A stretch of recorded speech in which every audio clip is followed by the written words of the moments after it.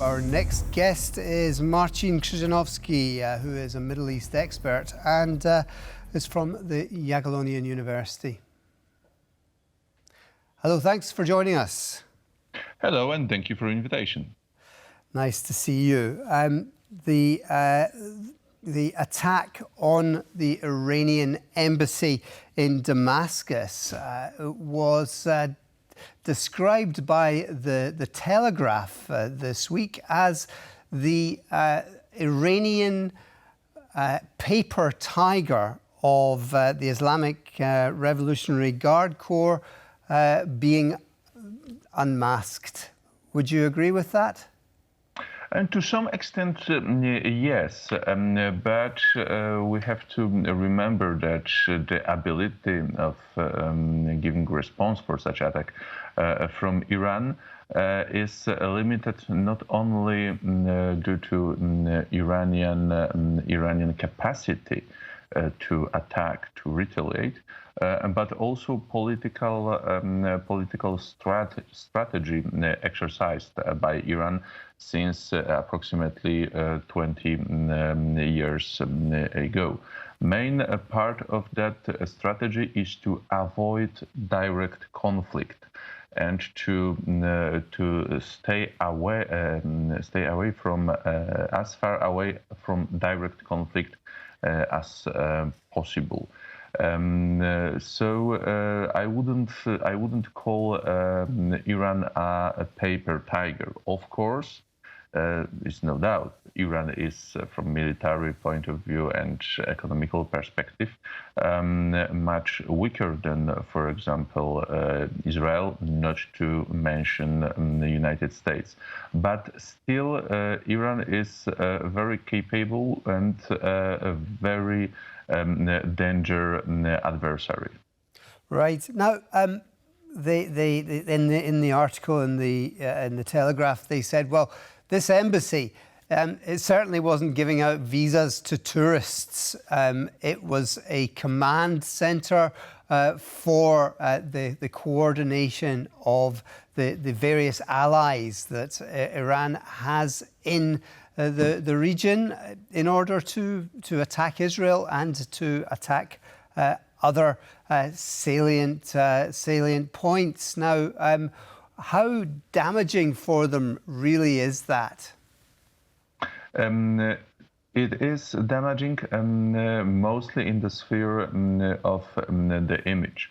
Of course, killing high-level or high-ranked officers, especially if there is a highest commander of the region and his deputy, is harmful. But as one of my colleagues from Iran said, Iran has plenty of generals.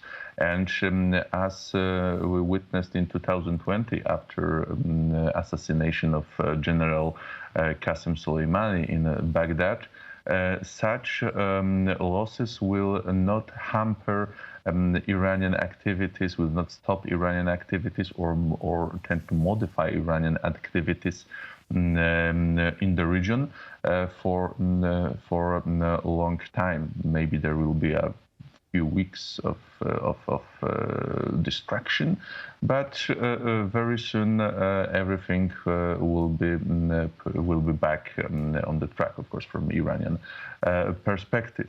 Okay. But these 28 embassies that they have closed, well, are they simply doing a rethink on their strategy in this point of view? Maybe not the rethink of the whole strategy, but for sure adjustment to it. As the direct hit on the embassy is something new. We didn't witness such attack made by a state actor in the region before. So adjustment is needed. But I think Iran will stay calm. At least in the next few days, as the Iranian foreign minister is on his way to Oman for an unexpected, unscheduled visit. Oman is well known for being a middleman between the United States and Iran, and most probably now we will witness. I mean, we will not witness because it will be behind closed door. But the mediation between U.S. and Iran will start in Oman. Okay, and where do you think that will go? What are the possible scenarios? That's a wonderful and very hard question. I think that Iran and United States will be able to work on not ceasefire or something like that, but they will be able to keep the conflict at a minimum possible level, as both countries, United States and Iran, are not interested in escalation. For Iran, it would be a military catastrophe. For United States, or to be more specific, for the Democrats and campaigning President Biden, it would be a major problem during the campaign. So at the moment, chance to avoid escalation are quite huge. Although, unfortunately, I can't exclude the possibility of escalation if the mediation will fail. Now, bearing in mind the events of the 1980s, there won't be many people in the US who will be shedding tears for Iranian diplomats at this point. But is this also something which will score points on the domestic front in the US? Of course, through this act by the Israelis, who are very close allies of the US. Of course, I mean the effect will not be tremendous or even very big, because the opinion about Israel in most cases is adamant. Israel can count on his staunch supporters and adversaries. But the attack on the embassy will tilt a little bit scale against Israel. But the more important factor is Israeli policy in Gaza. To be more precise, the high number of civilian casualties will make the public opinion in the world and in US more anti-Israeli. Now, many had hoped for a return to the table of discussions on the nuclear front. Also, of course, the Iranians are selling weapons to the Russians. Can there be a breakthrough which will maybe curtail some of those elements of Iran's activity abroad? There is a chance, but only in theory. Practically, there is no chance for that because of high level of distrust toward Iran in Washington and toward the United States in Tehran.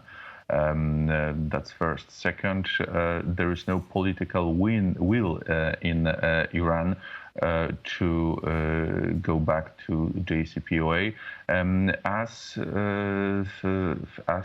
the cooperation with China in Russia remained at high level, and it is very fruitful for Iran. And last but not least, there is also no political will in Washington to make any kind of concessions towards Iran due to ongoing pre-presidential campaign. any kind of concession given to Iran would fuel up a staunch response from Republican and Donald Trump side, and would be very problematic for Joe Biden. So, although I think the political agreement regarding de-escalation or not escalating the ongoing conflict is possible, but any kind of deeper, broader, stronger agreement, as JCPOA, for example, it's at the moment not possible. Well, Marcin Krzyżanowski, thanks very much for that very in detail analysis of the situation. Always grateful for your comments.